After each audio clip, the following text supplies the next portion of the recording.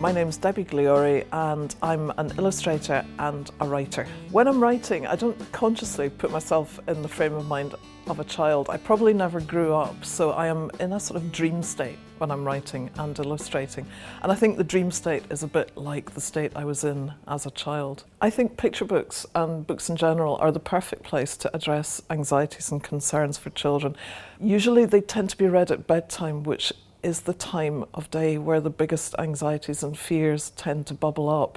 When you address these fears, like I suppose death or loss of a parent or being lost oneself or being bullied at school, if you address it through the means of a picture book, you're doing it at a slight remove. So the child doesn't feel threatened by discussing the subject because it's happening to somebody in a picture book. They can discuss it in complete freedom and hopefully have their fears and anxieties allayed by the book. One of the great things about books is they can become part of the language you use in your home. Sometimes if we get stuck and we don't know what to say, the books will actually give us the language to express how we feel. For example, if your children are feeling really, really grumpy, they might sort of say, "Oh, I feel like that Garofalo today." Or if they're getting a bit above themselves, they are possibly like Mr. Toad out the wind in the willows.